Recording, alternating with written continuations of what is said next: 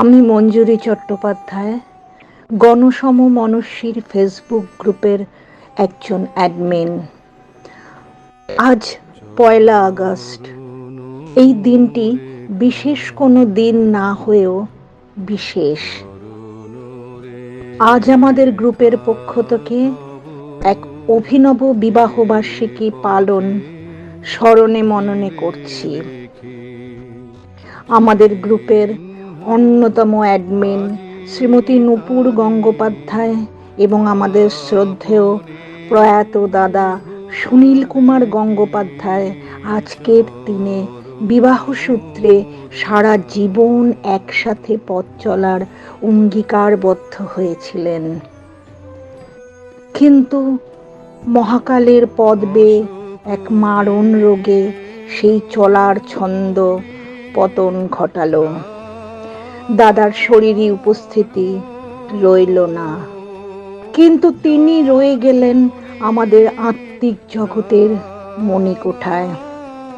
তাই আমরা এই দিনটিকে উজ্জ্বলতম করে সাজিয়ে পালন করতে পারছি।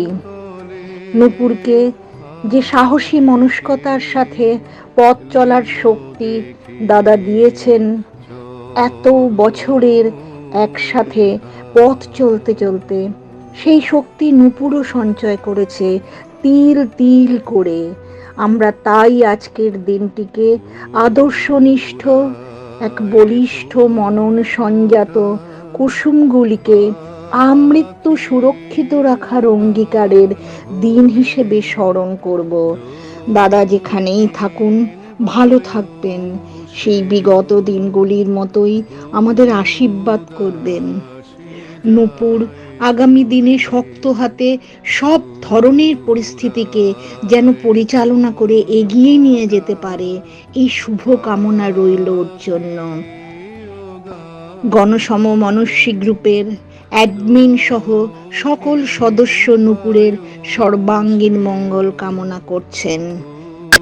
সশ্রদ্ধ প্রণাম দাদার উদ্দেশ্যে, নূপুরকে শুভেচ্ছা, ওনাদের আত্মজা স্নেহের ঈশানীকে আমাদের আশীর্বাদ। সকলকে নমস্কার জানিয়ে শুভ কামনা জানানো সংক্রান্ত বক্তব্য শেষ করলাম। অমৃত শরণতার কি গো মরণে যাবে থেকে চরণ রেখা